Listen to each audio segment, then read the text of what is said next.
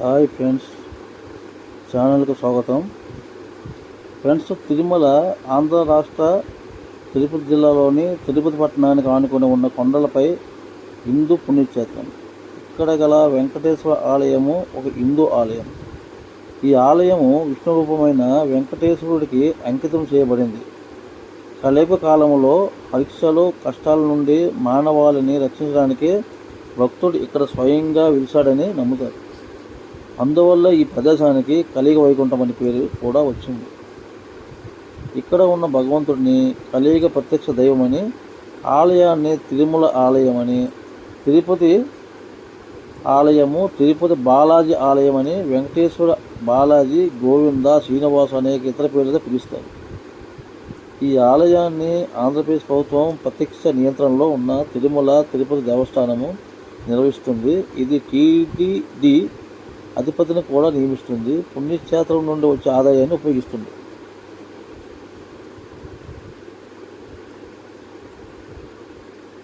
ఇంకా తిరుమల కొండలో శేషాచలం కొండలో పరిధిలో భాగం. కొండలో సముద్ర మట్టానికి పైన 853 మీటర్ల ఎత్తులో ఉన్నాయి. కొండల శ్రేణిలో గల 7 శిఖరాలు ఆదిశేషుని 7 తలలను సూచిస్తాయి. ఈ ఆలయం పవిత్ర జలాశయమైన శ్రీ స్వామి పుష్కరిణి దక్షిణ ఒడ్డున 7వ శిఖరం వెంకటాద్రిపై ఉంది. అందువల్ల ఈ ఆలయానికి 7 కొండల ఆలయం అని అంటారు. తిరుమల పట్టణము విస్తీర్ణము సుమారు 10.33 చదరపు మైళ్ళు, అంటే 26 కిలోమీటర్లు. ఈ ఆలయాన్ని నిర్మాణం ద్రావిడ శైలిలో 300 సంవత్సరాల్లో ప్రారంభమైంది అని నమ్ముతారు. తిరుమలలో తిరుపతిలో మొదట ఆలయాన్ని పురాతన తొండై మండలం తమిళపాలకలో తొండమాన్ 8వ శతాబ్దంలో గాలిగోపురం ప్రాకారాన్ని నిర్మించారు. గర్భగుడిని ఆనంద నిలయం అంటారు. ప్రధాన దేవుడు వెంకటేశ్వరుని విగ్రహము గర్భగుడిలో తూర్పుముఖంగా నిలబడి ఉన్న భంగిమలో ఉంటుంది. ఈ ఆలయానికి వైకాసాన ఆగమ ఆరాధన సంప్రదాయాన్ని అనుసరిస్తుంది. ఇది 8 విష్ణు స్వయంభు క్షేత్రాలు, 108 దివ్య దేశాల్లో చివరి భూసంబంధమైన దివ్య దశగా 106 స్థానాలు ఉంది. దక్షిణ భారతదేశాన్ని పరిపాలించిన ప్రముఖ రాజులందరూ శ్రీవారి దర్శించి తరిస్తారు. 9వ శతాబ్దానికి చెందిన పల్లవులు, 10వ శతాబ్దానికి చెందిన చోళులు, తంజావూరు పాండ్యరాజులు, మదురై 13, 14 శతాబ్దానికి చెందిన విజయనగర రాజులు శ్రీవారికి విలువైన కానుక సమర్పించారు. శిలా శాసనాల ద్వారా తెలుస్తుంది. విజయనగర రాజులు వారి కాలంలో దేవాలయాల ప్రాముఖ్యత పెరిగి ఆలయ విస్తరణ జరిగింది. సతీ సమేతులైన శ్రీకృష్ణదేవరాయలు,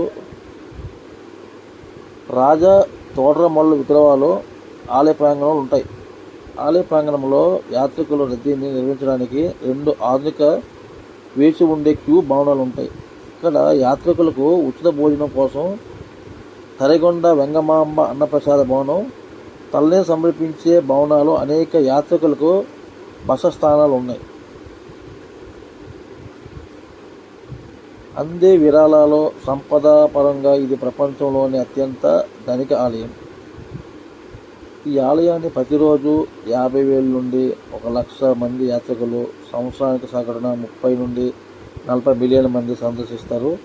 వార్షిక బ్రహ్మోత్సవము వంటి ప్రత్యేక సందర్భాల్లో, పండగలలో యాత్రికుల సంఖ్య 5 లక్షల వరకు ఉండి ప్రపంచంలో అత్యధికంగా సందర్శించే పవిత్రమైన ప్రదేశం. 2016లో నివేదిక ప్రకారము 27.3 మిలియన్ల మంది యాత్రికులు ఆలయాన్ని సందర్శిస్తారు.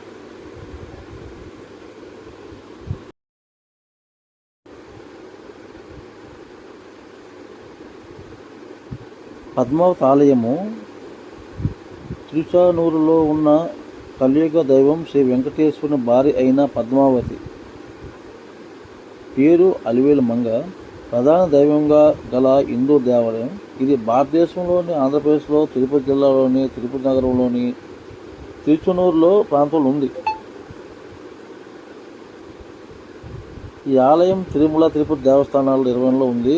ఇది పంచరాత్ర ఆగమ మరియు పడకలై సంప్రదాయాలను అనుసరిస్తుంది. తిరుచనూరులో వెంకటేశ్వరుని ప్రియశతమనే శ్రీ పద్మావతీ దేవి నివాసము, పుణ్యక్షేత్రము అలమేలంగాపురం, అలిమేలు మంగాపురం అని ప్రసిద్ధి చెందింది. ఆలయము పురాణం ప్రకారం ఆలయ ఆవరణలో ఉన్న ట్యాంక్ పద్మ సరోవరము మధ్యలో పద్మావతీదేవి బంగారు కమలంపై మహాలక్ష్మీదేవిగా ఉద్భవించింది కాబట్టి ఈ ప్రదేశము అలర మేల్మంగాపురం పేరుతో ప్రసిద్ధి చెందింది. తీర్థయాత్ర సమయాల్లో తిరుమల వెంకటేశ్వర స్వామిని దర్శించుకునే ముందు చిన్నాచూరు కొలువై ఉన్న శ్రీ పద్మావతి అమ్మవారిని దర్శించిన తర్వాతే ఫలప్రదం కలుగుతుందని చెబుతారు. పద్మావతి దేవి ఆగమనం అనేక పురాణాల్లో చెప్పబడింది. ఒక పురాణం ప్రకారము ఒకప్పుడు పుండరీక అనే పవిత్ర బ్రాహ్మణుడు ఉండేవాడు.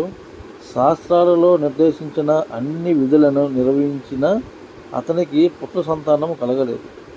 చివరికి 50 సంవత్సరాల వయసులో అతనికి ఒక కొడుకు జన్మించాడు. అతనికి మాధవ్ అని పేరు పెట్టాడు. అతను పిల్లవాడిని అన్ని విద్యలను ప్రావీణ్యం పొందేలా జాగ్రత్తగా పెంచాడు. అతనికి ఒక భక్తురాలుతో వివాహం జరిగింది. కొంతకాలం తర్వాత మాధవుడు ధర్మ మార్గం నుండి తప్పుకొని మరో స్త్రీని అనుసరించాడు. ఆమె మరణం తర్వాతే అతడు పిచ్చివాడిలా తిరిగాడు. ఒకరోజు తిరుమలకు వెళ్తున్న యాత్రికుల బృందాన్ని అనుసరించాడు.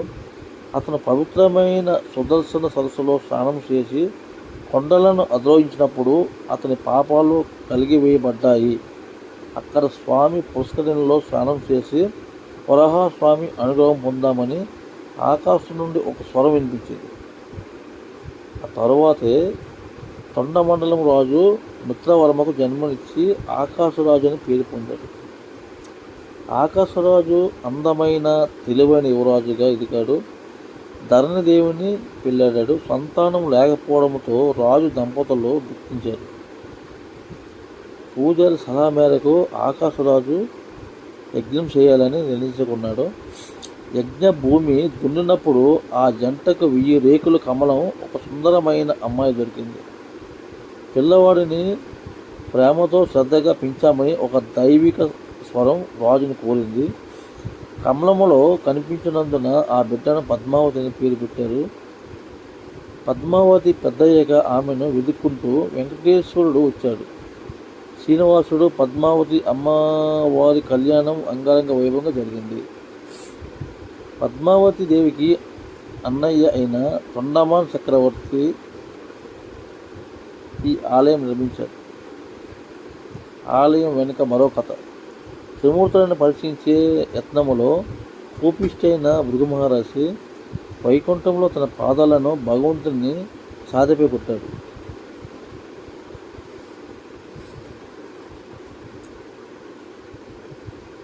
దానికి ప్రతిగా భగవంతుడు కోపం తెచ్చుకోకుండా అనేక సేవలను అందించాడు. ఇది పద్మావతికి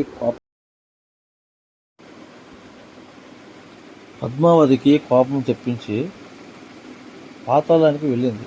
అక్కడ ఆమె స్వర్ణముఖి నది ఒడ్డున పుష్కరిణి తవ్వినట్లు ఒక దివ్యమైన స్వరం వినిపించింది.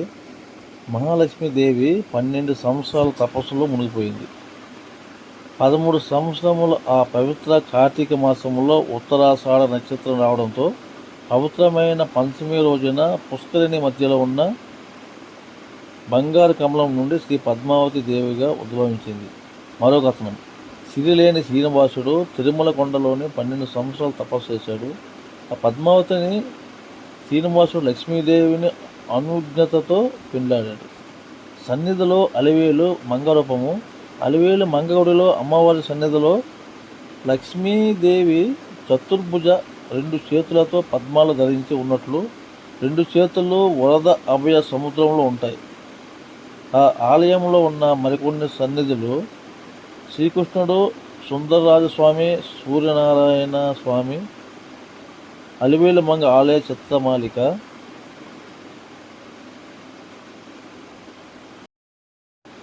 ఇంకా తిరుమల శ్రీ వెంకటేశ్వర స్వామికి నైవేద్యంగా నివేదించి భక్తులకు పంచబెట్టి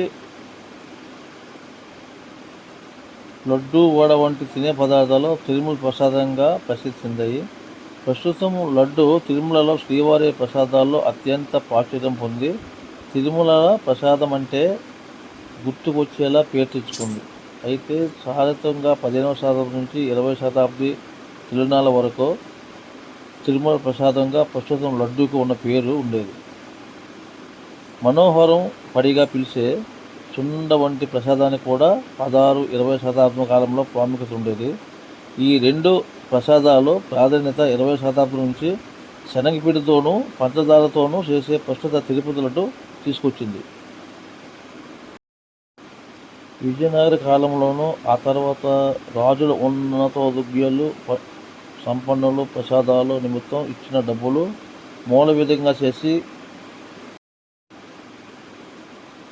వారి భూములు గ్రామాల రూపంగా ఇస్తే వాటి మీద వచ్చే ఆదాయంతో ప్రసాదాలు తయారు చేసేవారు. ప్రసాదాల్లో 4గింట 1 వంతు దాతకు, మిగతా ప్రసాదంలో స్థానత్తార్లు, ధర్మకర్తలు, ఆలయ సిబ్బంది, మఠాలు వాళ్ళు వాటా ఉండేది.